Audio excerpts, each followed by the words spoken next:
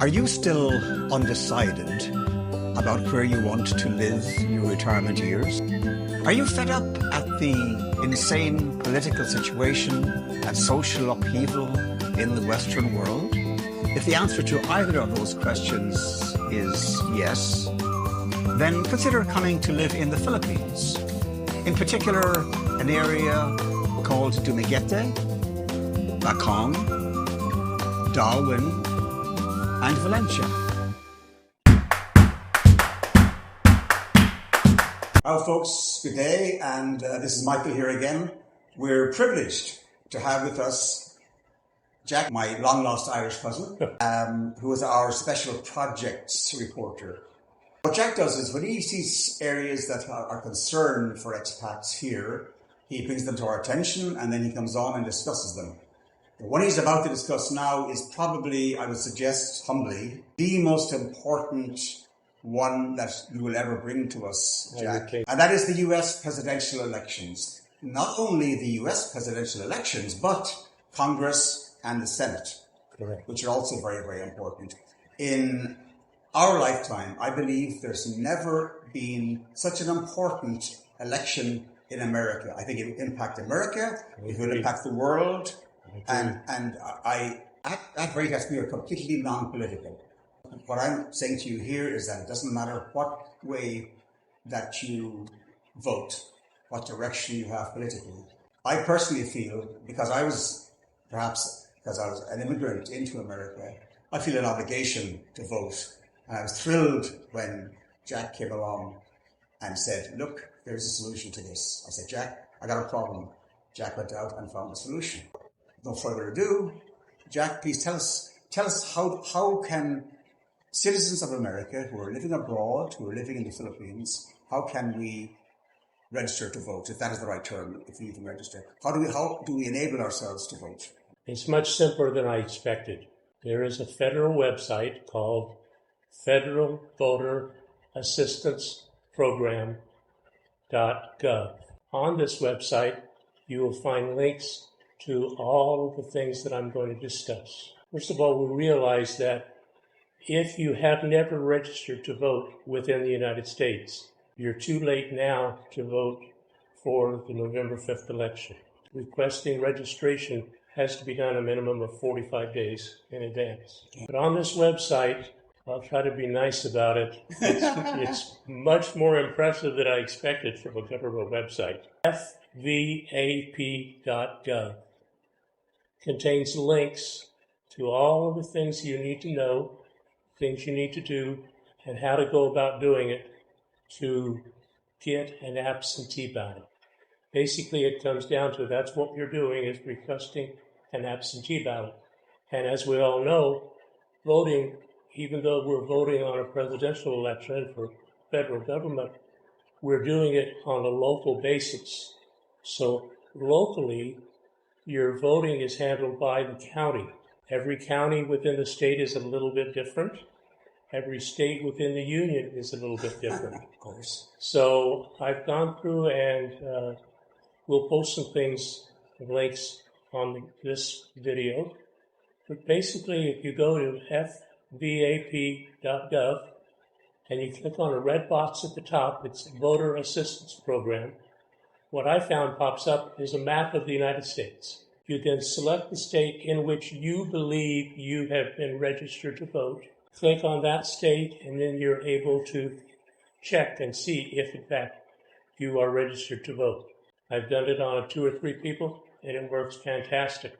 It will also tell you in which county you are registered to vote. You then go through the steps to request an absentee ballot from your local county.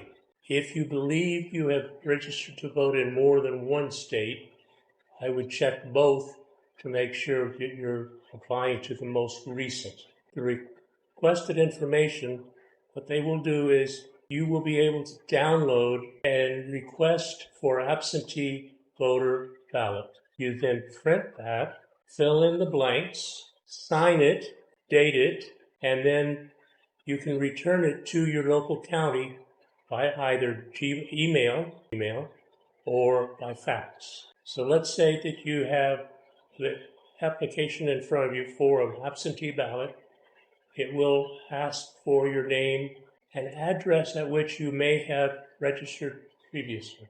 Remember that this application is for an absentee ballot, so we know that you're not going to be able to vote in person, but whether you're in Dumaguete or in Colorado, you'll be able to vote absentee. We fill out the form. There's nothing really involved about the questions. It's just to ascertain that you are a registered voter.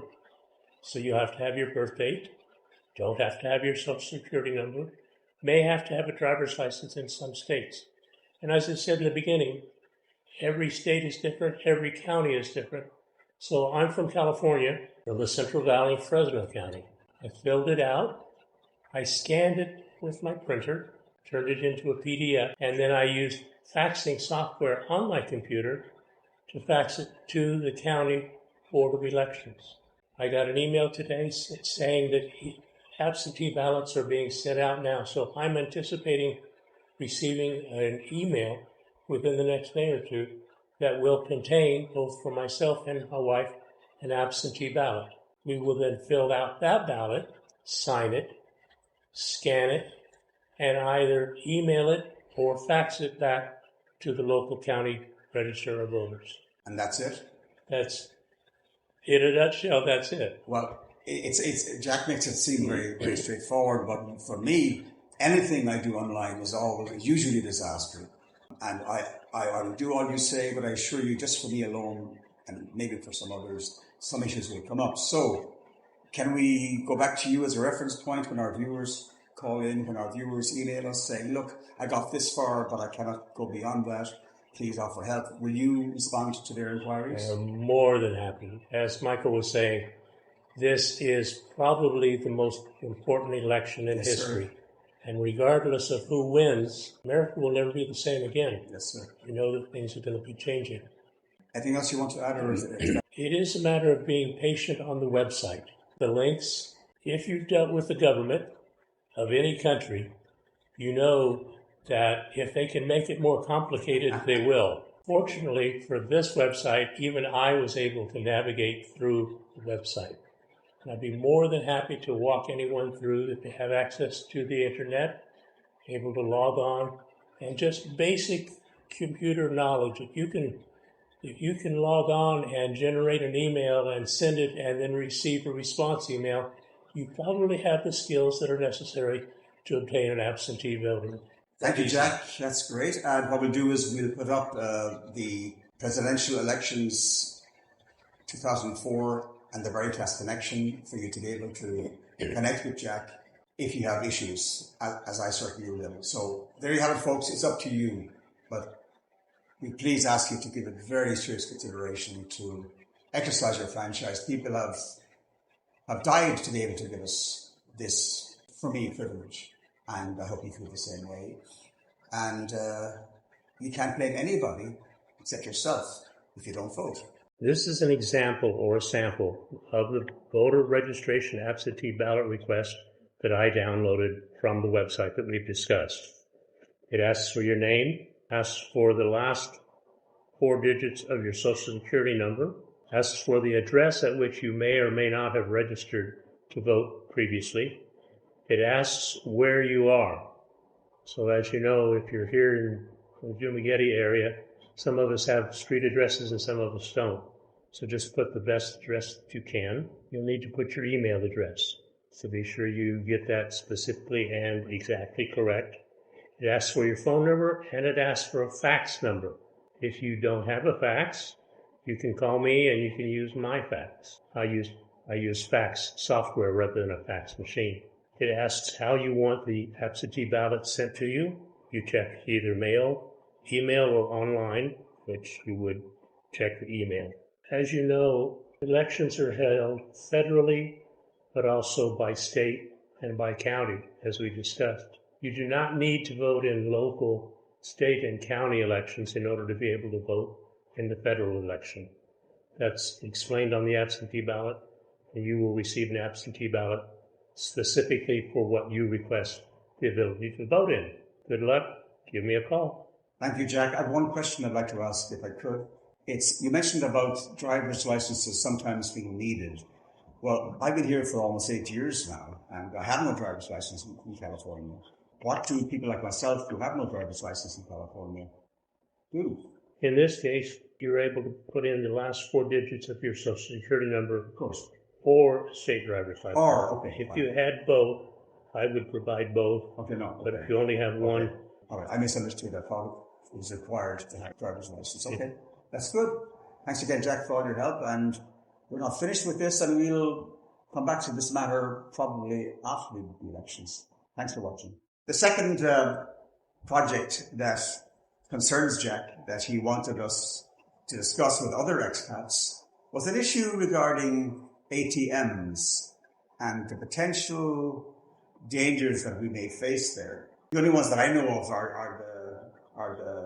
then I put in my ATM and they take the number from it. That's all that I know. But Jack has, in his research for us, has come across this important extra element. So over to Jack.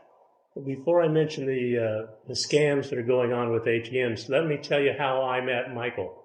I met Michael through one of the other bloggers' websites. Paul, Old Dogs and New Tricks. Yeah. I was able to contact Michael. We communicated back and forth prior to my arriving in Dumaguete, my wife and myself. Mm-hmm. He met us at the airport, picked us up. We spent a while trying to find the Airbnb. And then Michael introduced me to some of the most fantastic people I could ever encountered or expected or had hoped to encounter. Within 1 month, my wife and I were able to find a piece of property, a home that met our needs. We were able to purchase that home before we went back to California for 3 months. Came back, moved in, and have had coffee more than once with Michael, as well as the other gentleman that we've met. And Michael, we appreciate you. Thank you very much. That's lovely of you to say that. Thank you very much. Thank you. It means a lot. We wouldn't be where we are today without you. Wow. Okay. Am I blushing? No. Only a little. We can put some makeup on this guy. One of the YouTube videos that I ran into a couple of days ago talks about the ATM scams that are going on. Now, this YouTube video was produced in the United States, but I would suspect if it's happening in the United States, it's going to be happening pretty much around the world. I read a note today that said, every day 100% of the people wake up. 50% of those people spend the day trying to figure out how they're going to steal from the other 50%. And with the technology today and things that are going on, particularly ATMs and credit cards, we have to be very cautious. We'll give you a link to the YouTube video that I watched to get this information, but let me basically tell you what happens. Today, most ATM cards, credit cards, have a SIM card or a, whatever you call it, chip, thank you. And you go to an ATM machine and you can either insert your card or you can tap the card. The difference being that if you insert the card, when you pull the card out, transaction is complete. It comes up with a welcome for the next person and you can walk away. In some cases, if you tap the chip, you're not required to put in your PIN number. You ask for however much money you want, it spits it out, and you walk away. It does not always close. Now, the powers that be are learning this scam, so they're being proactive when they can and avoiding the problems. Here's the story that I got from the YouTube. Little lady, 80 years old, goes to the ATM machine at the bank. She starts to insert her card and it won't go in. And there's a nice little lady standing there next to her. She says, oh, you're having a problem with the card machine today. Just tap your card. She tapped her card. She drew out $40. She turned around and left. The sweet little lady that was helping her went to the ATM machine. It was still open to her account. She was able to draw out $960, making a total round figure of $1,000. Drew out the $960, and she's gone. The key is that the reason this card slot was not working was the sweet little lady had used super glue. to close it. She tried to put the card in, it wouldn't go, so she tapped it, and she was out $1,000. The moral of the story is, wherever you go, insert your card when at all possible.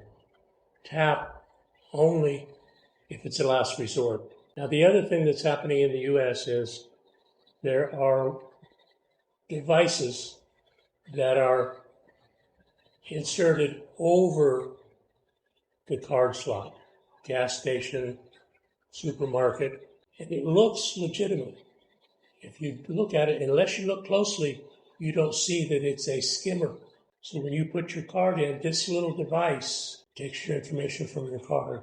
And by the time you get home, charges on your card that you didn't realize. So what happens? I don't know what skimmer means, but so how does the person is able then to access? How do they get that information? With the small chips that are designed today, it's possible for a device no thicker than your telephone to have a chip that can read a card. You walk in and insert this device over the real reader. Yes. And walk away. Wow. There are instances where the owner of the store didn't know that numbers were being skimmed on his machine because he didn't know that one of his previous customers had inserted the device over. So the moral of the story is, the bottom line is, look closely anytime you're using a credit card, unless you're in a very large, well-lit, well-monitored store. Look at the machine before you insert your card. Once you put in your numbers or whatever else you're doing, be sure you take your card out and be sure you see a welcome to the next client, to the next customer. Check your credit card statements constantly. If there's any question about a charge that's on your card, contact your bank. And in most cases, there's an 800 number on the back of your card. Be safe. Half the people out there trying to cheat you, trying to cheat the rest of us. Hang in there. Excellent, Jack. Thank you so much. I find this startling. I'm very much lost in this modern technological age, and they are so sophisticated in what they're doing with the evolution, the development of technology, that these people, as you say, that their day is spent on trying to scam the honest people.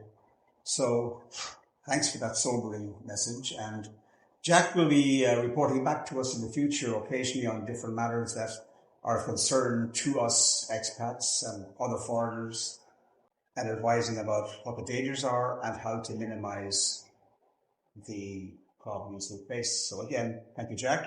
Good man. Let me say again, I spent the time learning it, and I'm not afraid and not hesitant to share. If I learned it, I'm willing to share. Excellent. Good way to live. Thank you, folks, and see you next time.